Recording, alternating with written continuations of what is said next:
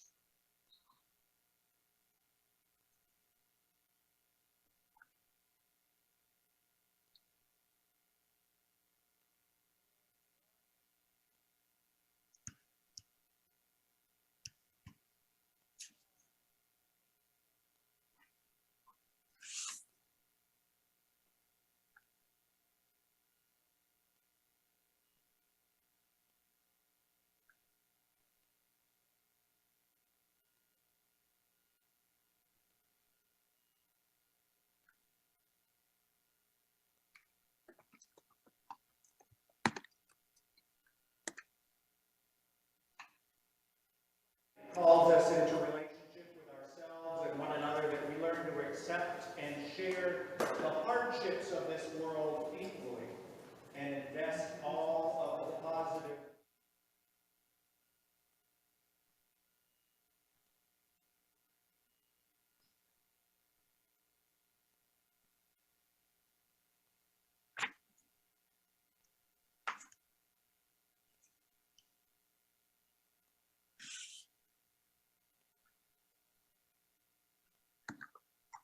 Our children's children out to the 7th generation, helping us to realize that what we do now or what we fail to do will be felt by those who come after us.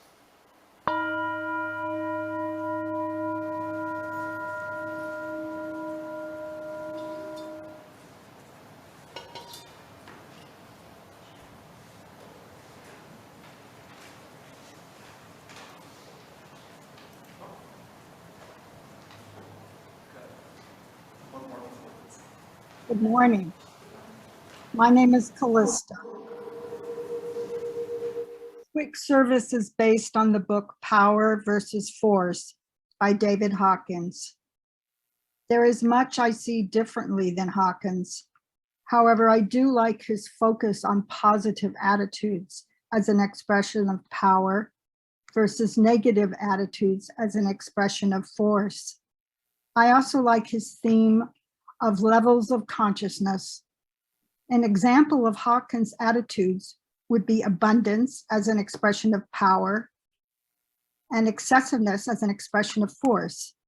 An example of his levels of consciousness would be shame or guilt having low energy and love or joy having high energy. One point Hawkins makes is that the level of force is a reaction. It's all about me. Whereas in the power level, it's all about others.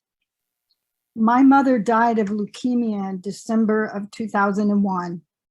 My relationship with my mother was complicated and so was my grieving.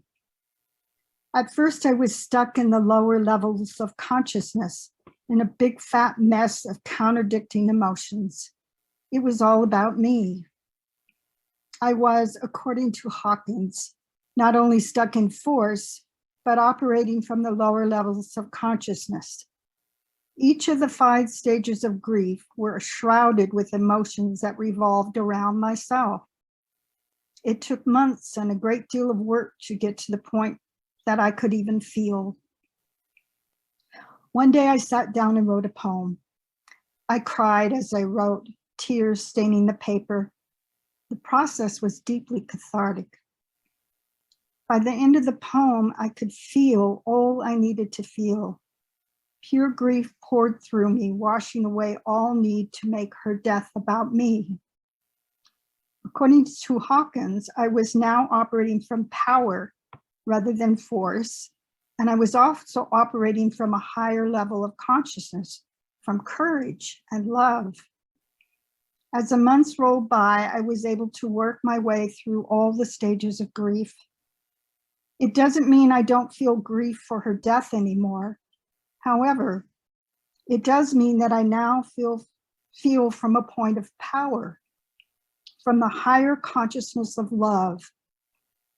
And I feel the love from my mother that I had such a hard time feeling in life. Thank you.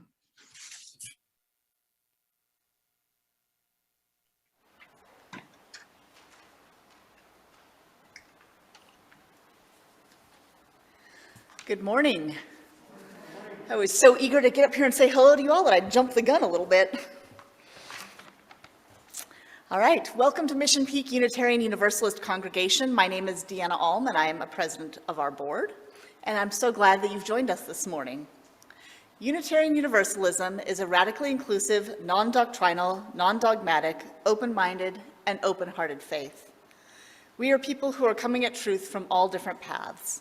We gather across different identities, experiences, and beliefs to affirm and promote the inherent worth of every person. Together, we see our job is to love the hate out of the world, heal the hurt in ourselves and one another, and to be the change we'd like to see in the world. We use chat in Zoom or our Joys and Concerns book over by the welcome table there to share personal milestones of importance, which will be read aloud in the service. Maybe you're here for the first time.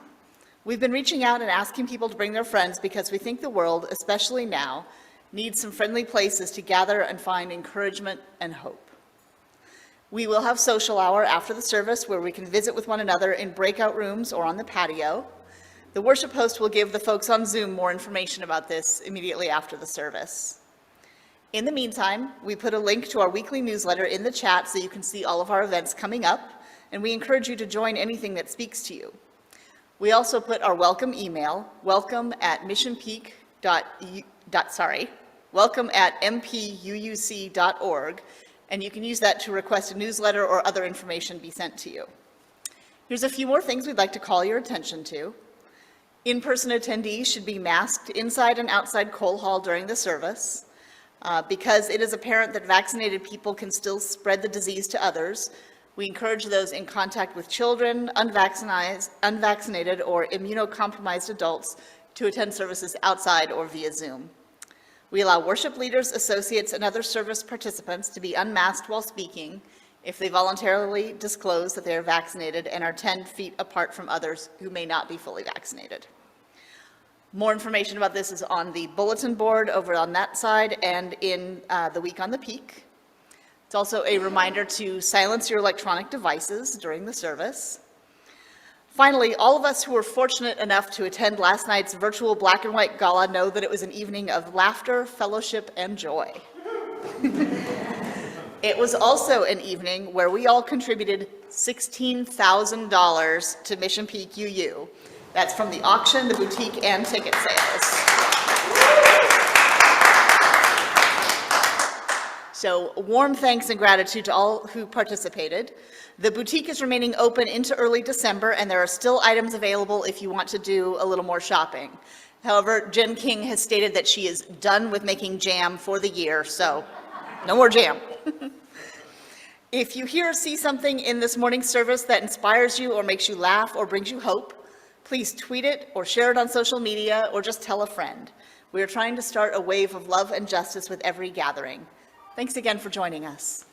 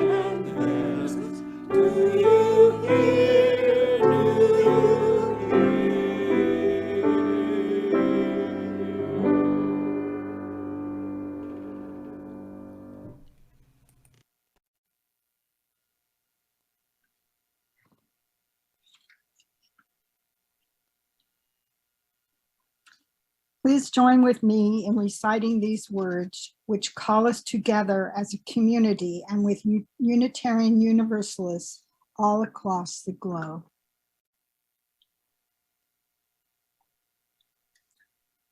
We light this chalice to remind ourselves to treat all people kindly, because we are all one family, to take good care of the earth because it is our home, to live lives full of goodness and love, because that is how we will become the best people we can be.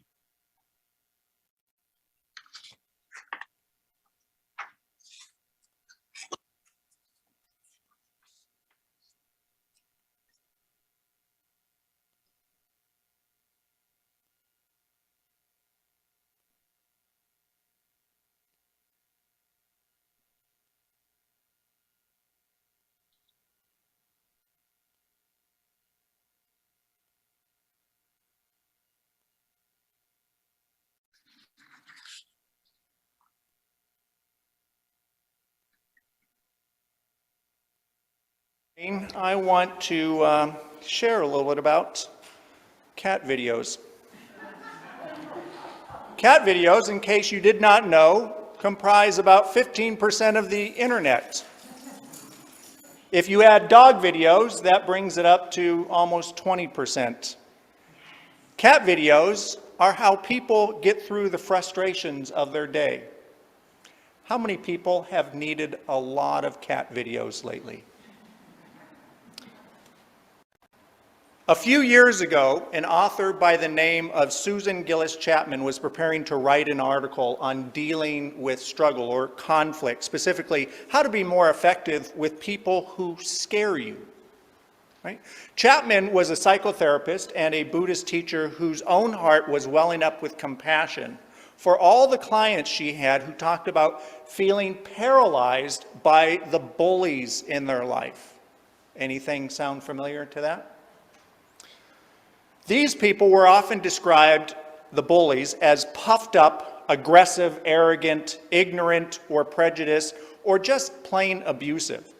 For some, they were family members, others co-workers, or people that they had circumstantially in their path that they had to work with. Her clients constantly described finding themselves walking away from these encounters with bullies so filled with hurt and anger and pain that they felt like they had just swallowed acid. And unless they watched an hour of cat videos, they were very likely to pass on that meanness to the people that they loved or strangers who just crossed their paths. Her clients described the consciousness of these bullies as painfully disrespectful, but they also described their own loss of self-respect for putting up with it, for not being able to turn the situation around or coming up with a better way of responding. Then Chapman came across these photos on the internet. They were sort of like sophisticated cat videos. They were a polar bear and a dog playing together. And then Chapman read the story behind the photos. A man by the name of Norbert Rossing, who lived in northern Manitoba and had a sled dog named Churchill, came upon a moment where Churchill was tied up to a stake outside their home. One night, Rossing spotted a starving polar bear just out of hibernation through the window of his cabin, and he watched in horror as the bear spotted his dog and approached. Because Rossing had no gun, he felt powerless to protect his pet from what seemed like certain death, and so he grabbed his camera instead and took pictures as the scene unfolded before him. But to his amazement, what he ended up witnessing was how Churchill ended up saving his own life.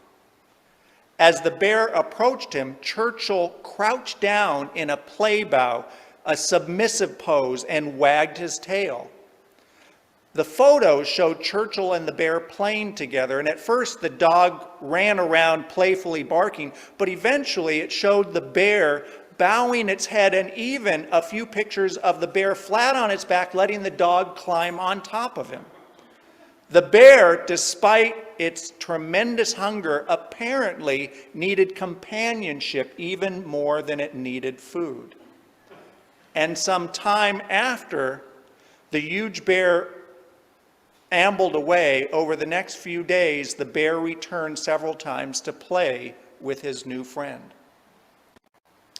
So as we look for ways to cultivate more allies, to turn bullies into friends, to make fewer enemies in the world, maybe we should take a lesson from Churchill. Less bark, more wag.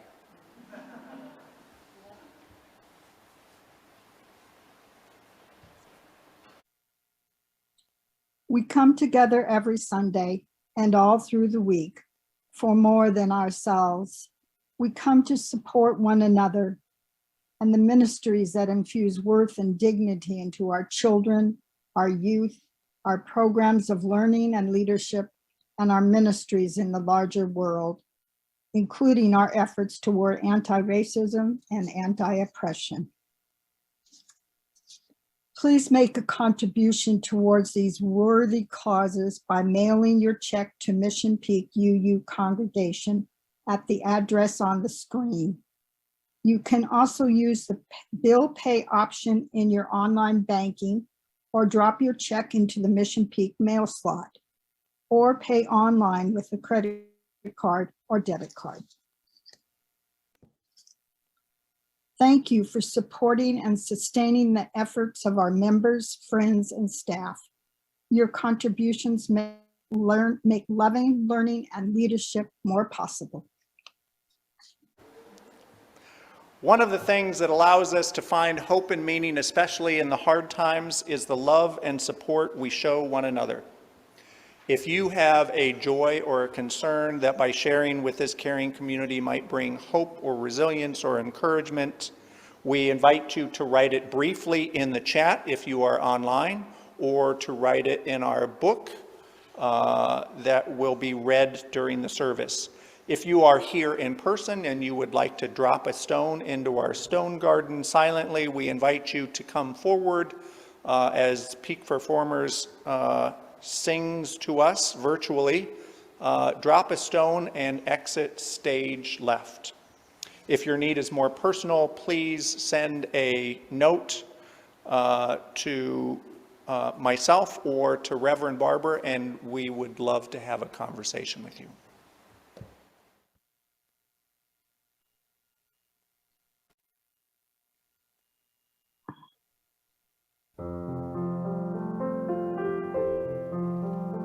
Of such I dream, of such I dream, of such I dream, of such I dream, of such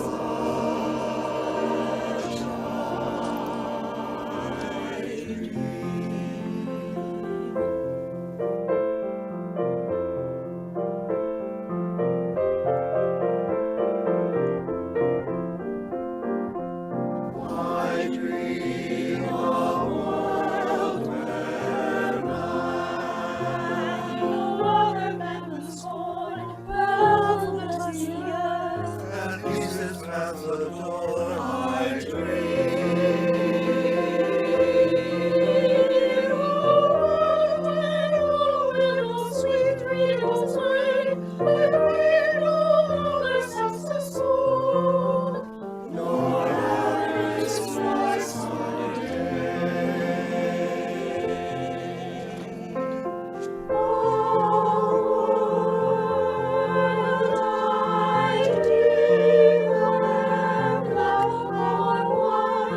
whatever race to be, the shed of bounties on the earth, and every land is free. Of such I dream, of such I dream, of such I dream, of such I dream, of such I dream. Where wretchedness will hang its head, and joy like a pearl attends the needs of all mankind. Of such I dream, of such I dream, of such I dream, I dream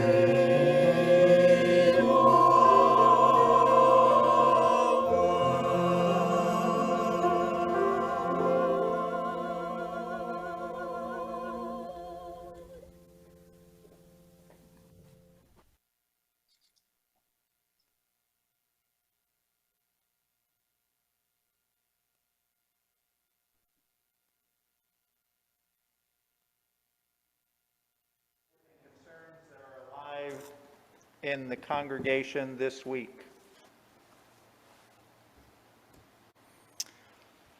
A great joy to be led this morning in our service by our worship associate, Callista Ames, who's our first time that she is doing her service and does such a fabulous job writing and putting things together.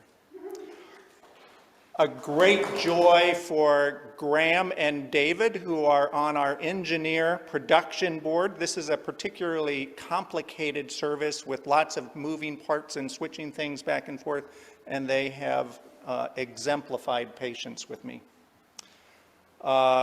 Great joy for Peak Performers, for all of the music for today, including that last one, which was featured at last year's Thanksgiving service. Is that it? For the interfaith community. A great joy for Jen King and Melissa Holmes and all of the many Holmes King's helpers who put on last night's amazing auction, which I spent way too much money and did so very gratefully. And for all the people who purchased events and increase their connections and build relationships with love and appreciation with other people in and around Mission Peak. World, including those successes in Congress, which allowed for an infrastructure bill to take care of much needed improvements. We pray for the environmental journalists the world over who over time have been threatened and have become victims of violence for telling the truth about corporations and governments that pollute for profit. Help us to recognize that they are simply trying to transfer their courage to us, the public, that our numbers will bring the pressure needed to change the future for our children. And finally, one last stone for the hopes and hurts still too tender to escape our heart. May, for the sake of love, we keep our doors, our hearts, our minds, and our arms open.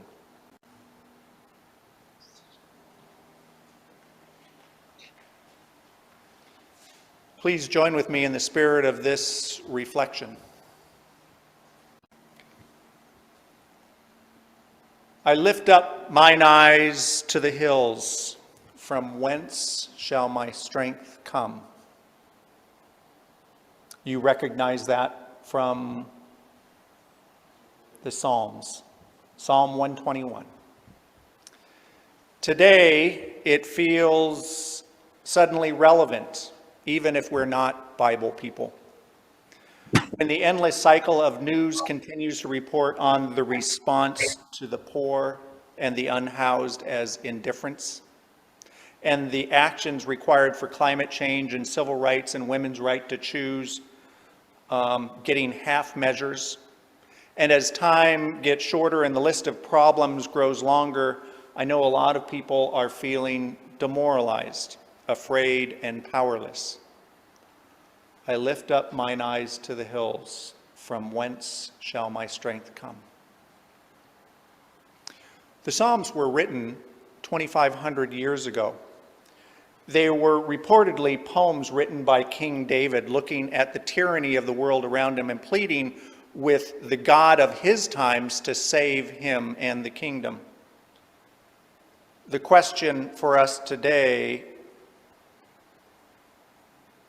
from whence shall our strength come, may be the same question, but it will not be answered by the same old God working in the same old ways that David knew. We need a new, reimagined God for these new, unimaginable times.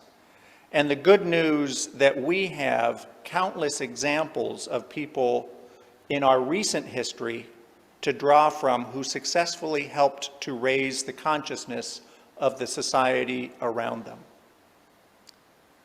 I am thinking back to 1933 when Franklin Delano Roosevelt was sworn into office for the first time.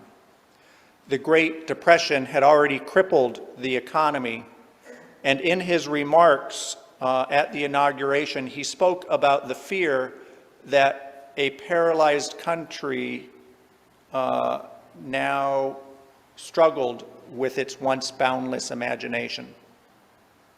He said this: "This is preeminently the time to speak the truth, frankly and boldly. We need not shrink from honestly facing conditions in our country today. The great nation will endure as it has endured, will revive, and will prosper. So first of all, let me assert my firm belief that the one and only thing we have to fear is fear itself. Nameless, unreasoning, unjustified terror which paralyzes needed efforts to convert retreat into advance." FDR went on to finish that speech and more than 3 terms in office, the only president to be elected past a second term. The country extended his leadership because he taught them how to extend theirs. He taught them courage. He reminded them of their ideals and pointed out their ability to live up to them. The question worth asking this morning is how? How did a man paralyzed himself lift a nation from its paralysis? From whence did his strength come? And how can we find such a source?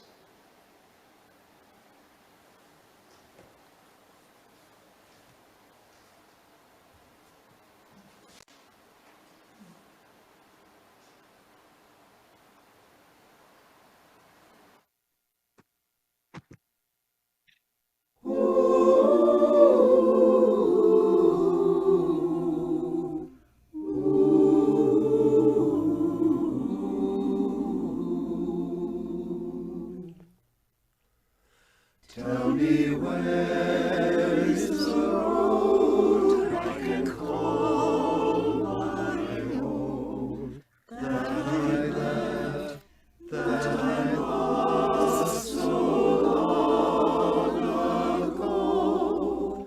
All these years I have wandered, oh, when will I know? There's a way, there's a road that will lead me home.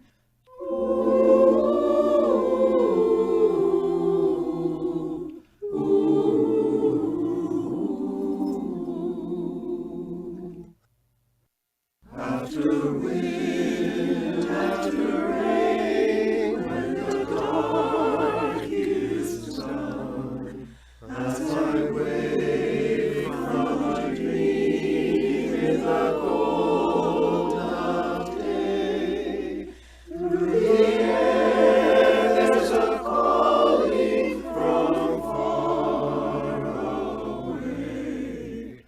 There's a voice I can hear that will lead me home.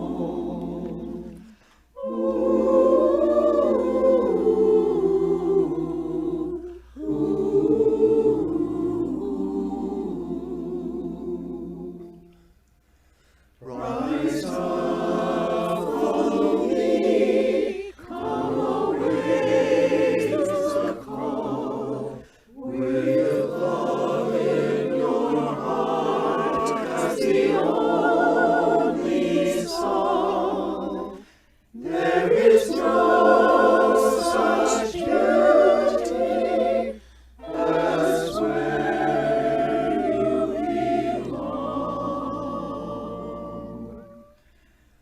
Rise up, follow me, I will lead you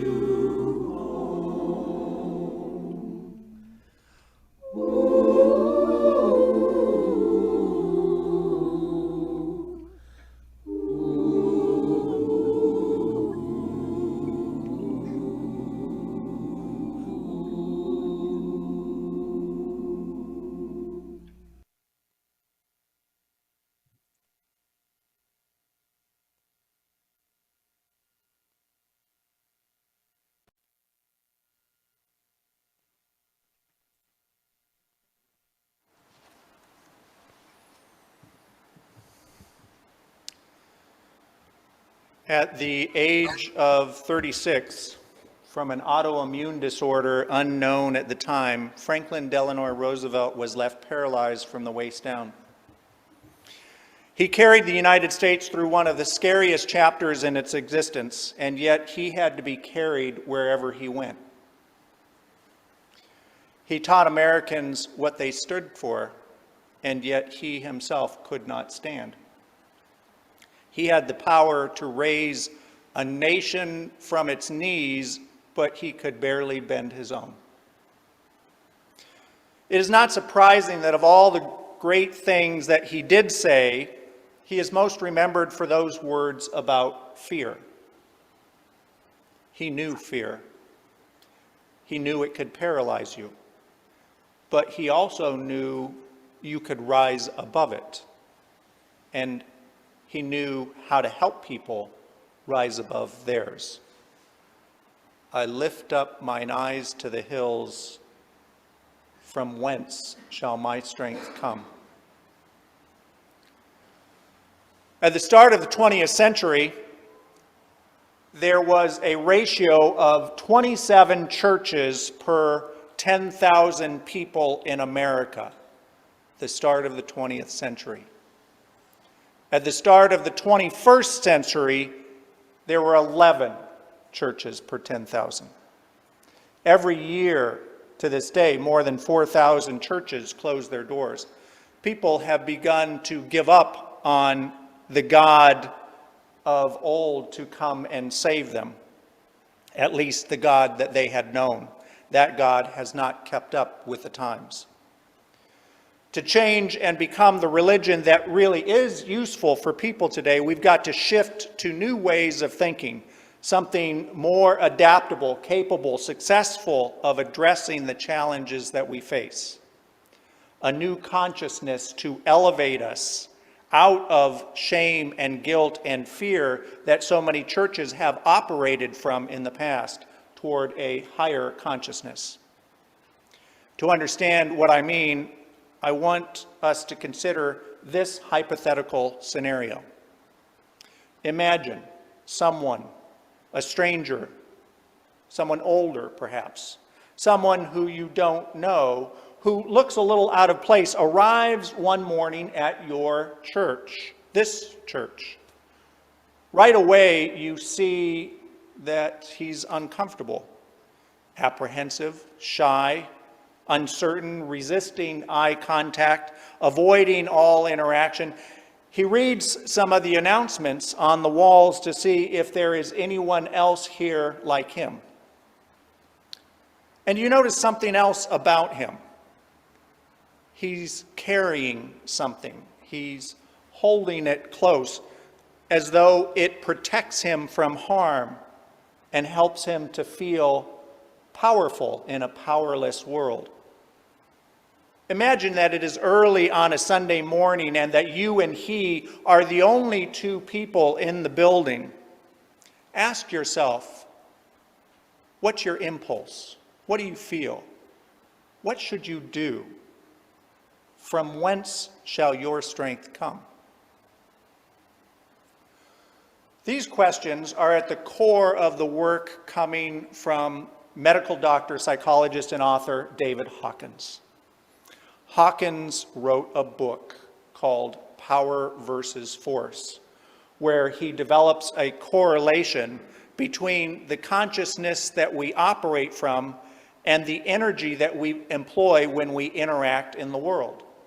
He describes consciousness using terms of thermodynamics, that we can come from an energy-giving consciousness or an anabolic attitude, or we can come from an energy-demanding consciousness or catabolic attitude. Through the technique of applied kinesiology, usually used to test bodies for allergies or nutritional deficiencies, Hawkins instead gauged the level of consciousness that we were employing and the correlating energy that that state of consciousness offers. With the results, he created this chart. Now, I will offer a disclaimer that as a pharmaceutical engineer for 10 years before I entered ministry, I, like Callista, have had quite a few questions about David Hawkins' methodology of coming up with this chart. But after studying and applying his ideas for the last 20 years in ministry and community organizing, I cannot question his findings. Take a look at the bottom portion, the yellow portion of this chart. At the lowest level of consciousness, there is shame. Very little energy is available in shame. In shame, one hangs their head, drops their shoulders, slinks away, there is low self-esteem. Guilt is only slightly higher, furnishing the energy of internalized judgment and self-recrimination. There's also the energy to project remorse on others. Guilt has often been misused by religion to coerce or control the masses with a preoccupation of sinfulness. In the level of apathy, some of the negative, debilitating energy is removed from guilt or shame, but no positive energy is summoned to take its place. People in a consciousness of apathy often lead precarious lives because they can't summon quite enough energy for self-care to even meet basic needs. Those in grief struggle to find energy because they see loss everywhere. They struggle to notice hope. Regret and depression reign, and failure is viewed as inevitable.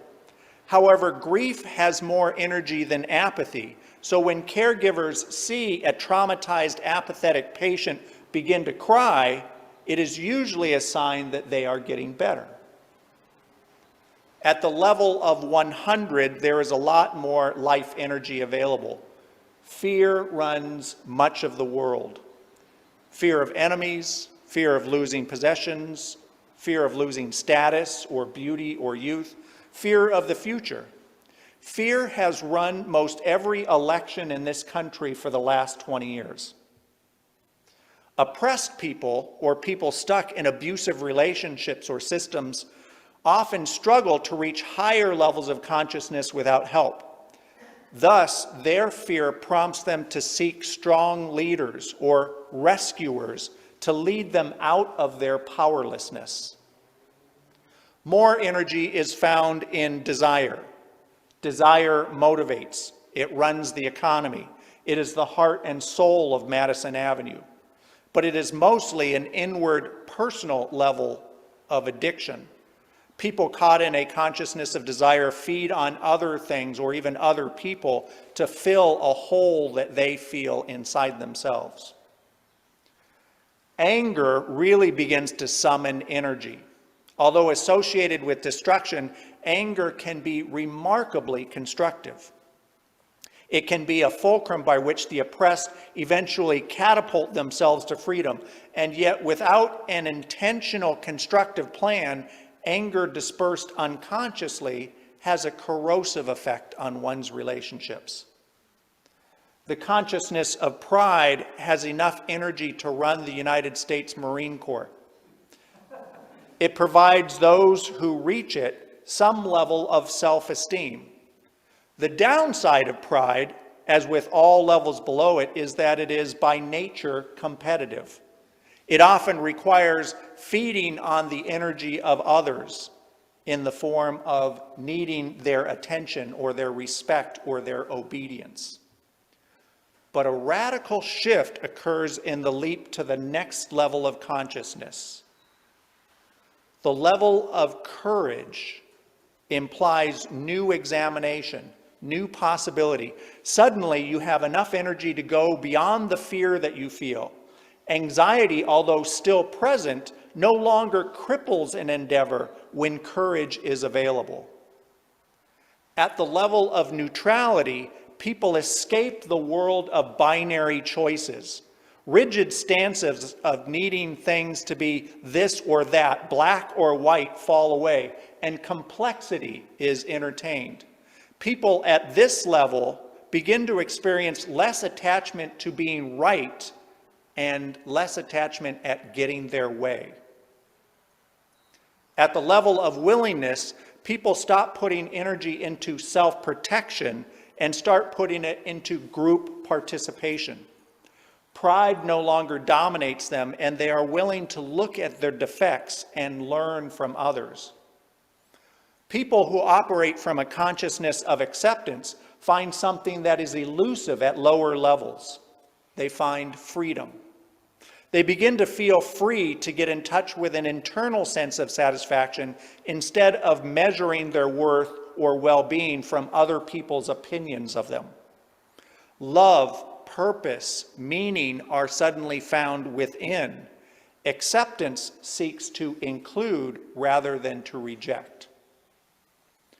A consciousness of reason enables one to handle large, complex amounts of data and make rapid correlations.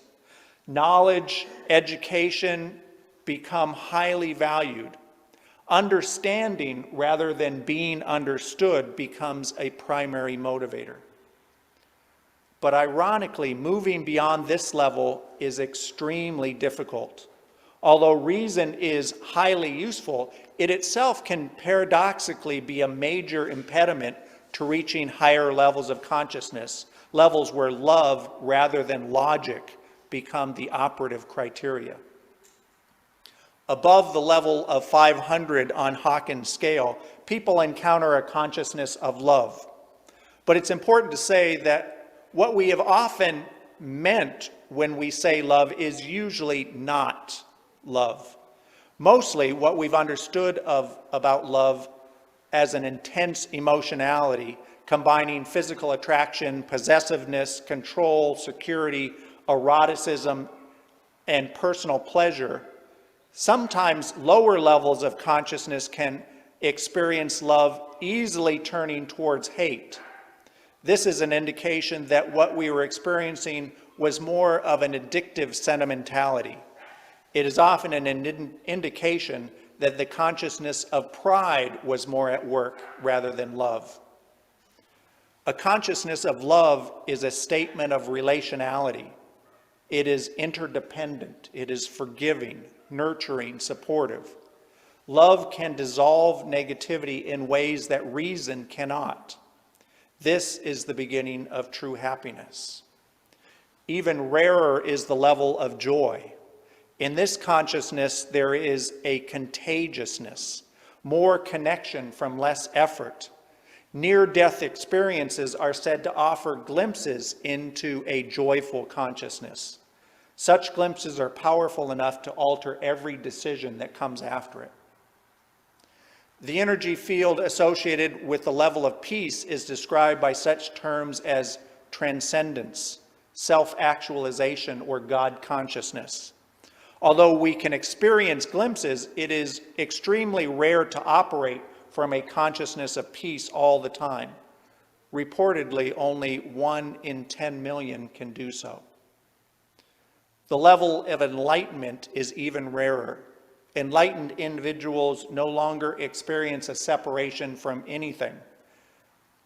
Everything is connected, and there is an understanding of non-duality and oneness.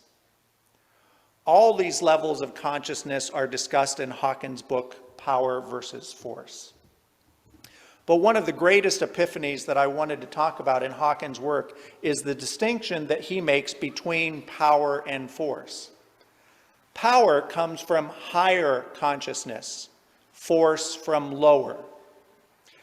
The 200 level, where courage is summoned, is the critical divide. At levels below 200, the primary focus, as Callista explained in her call to worship, is individual survival, where energy becomes available usually at desire, fear, anger, or pride, and it is often characterized by self-serving impulses of personal gain. At this level, energy is channeled into forcing others or coercing them or manipulating them to meet our needs and to ease our pain and anxiety. But at the level above 200, the focus shifts. We seek to use our energy generously to influence and inspire, to motivate and strengthen the connection with those around us. We would do well to ask, what consciousness and energy do we employ when we engage the world? Is it an attempt to get energy or attention from others so that our struggles will be lessened? Or is our energy able to contribute, to motivate and inspire and advance the well-being of others? I think the whole thing kind of comes down to one very simple and familiar question. Have you ever been around someone who Even after a lengthy discussion, you walk away from them energized and full of life, ready to tackle the world. And have you ever spent time with someone who, after just a few minutes, managed to suck every ounce of life right out of you, such that you needed hours of cat videos just to face the world? There is a real difference between power and force, and it makes the question even more relevant. From whence shall our strength come? Let's return to the scenario that I offered at the beginning of the sermon, where I asked you to imagine someone new walking into our church, someone who appeared in need, carrying something. Let's return to the question of how we respond to him. If we are coming from the level of shame, he might appear dirty, inappropriate, unworthy. From eyes fixed with guilt, we would blame him for his condition. He's probably a welfare cheat, deserving of his fate. From apathy, it is clear that nothing can be done and we should just forget about him. From grief, he looks tragic and we should turn away to avoid seeing an unhappy ending. From a level of fear, we might see him as threatening, might want to call the police. The perspective of desire wonders why society hasn't done something already. From a place of anger, we could be furious these problems still exist, especially in our neighborhood. Someone possessing pride might see this as embarrassing. We can't have him in our church. But at a level of courage, we begin to explore what can be done, what is needed. Food, a job, a place to live. At neutrality, he ceases to look offensive. In a stage of willingness, we might go up to talk to him or begin exploring ways that we might help. With acceptance, we become curious about his story, looking to understand. With reason, we see the symptoms he reveals as part of a larger problem worthy of our attention. With love, we see with compassion, and we see our role to extend ourselves and maybe even to suffer with him, as the word compassion means to suffer with. From a level of joy, we begin to see the wisdom that he has to offer, what he has to teach us about the system that we're all in. And in peace, he is simply a temporary expression of ourselves. So here's the test. I mentioned before that when you saw him, he was holding on to something that offered him power and safety and protection. Imagine that was his own inherent worth and dignity. Did you feel the need to have him show you what it was to prove to you your own sense of safety? Did you feel the urge to even take it from him in order for you to feel okay? Or could you work from a consciousness that understood and accepted his goodness as inherent? The consciousness that each of us works with every single moment comes from two sources. First, the collective consciousness from every single person who we have ever encountered from birth until this present moment, combined with our own hard work of raising our consciousness to see ourselves from a vantage point of love and joy instead of fear and doubt. And if we can do that hard work of raising our own consciousness, we can offer that gift to others when we engage with them.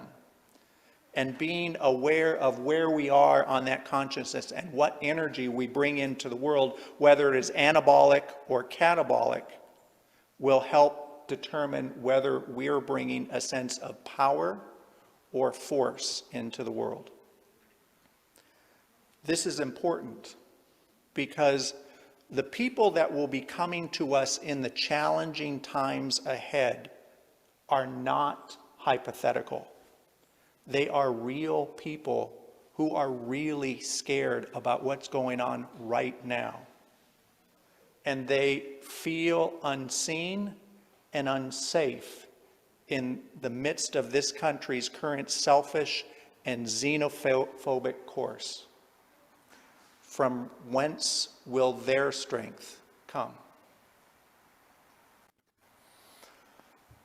Hawkins believes that 85% of the world operates from below that critical level where courage is employed.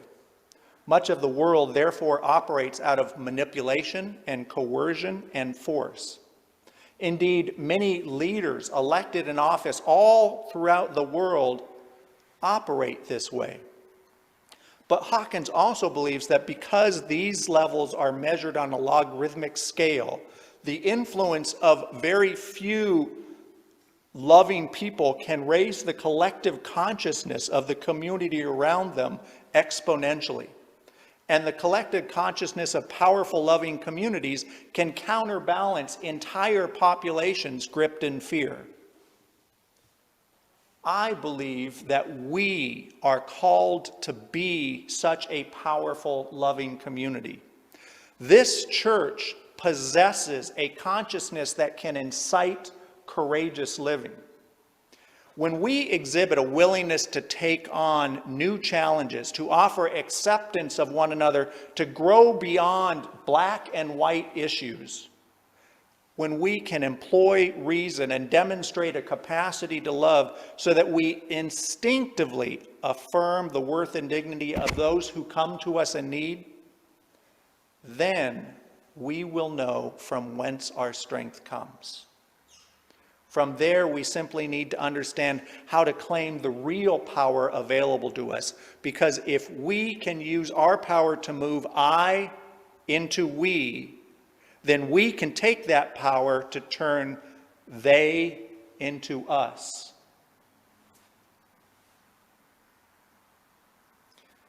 That is what Roosevelt tried to remind the American public in the dark days following the stock market crash and depression. Listen to how he closed his inaugural address of his first election. These dark days will be worth all they cost us if they teach us that our true destiny is not to be ministered unto, but to minister to ourselves and to the fellowship of all life. We now realize, as we have never realized before, our interdependence on each other, that we cannot merely take, but we must give as well. That if we are to go forward, we must move as a trained and loyal gathering, willing to sacrifice for the good of a common discipline, because without such a discipline, no progress is made and no leadership will be effective. It is not in question whether we live in fierce and frightening times. It is only a question of whether we shall draw our strength from fear or from something that lifts us higher to the glory of life.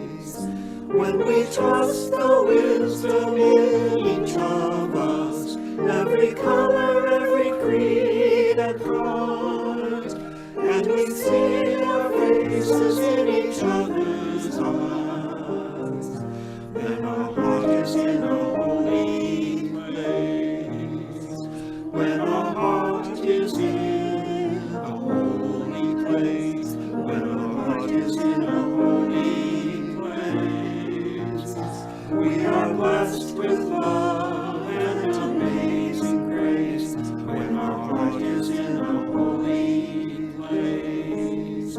When we tell our story from deep inside, and we listen with a loving mind, and we hear our voices in each other's words, then our heart is in a holy place. When our heart is in a holy place, when our heart is in a holy place, we are blessed with love and amazing grace. When our heart is in a holy place, when we share the silence of sacred space, and the God of our hearts stirs within, and we feel the power of each other's faith, then our heart is in a holy place. When our heart is in a holy place, when our heart is in a holy place, we are blessed with love and amazing grace. When our heart is in a holy place, when our heart is in a holy place.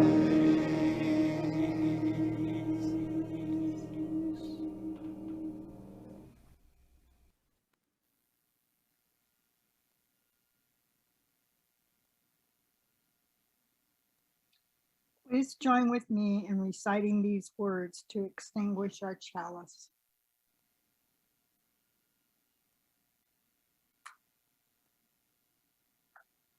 We extinguish this flame, but not the light of truth, the warmth of community, or the fire of commitment. These we carry in our hearts until we are together again.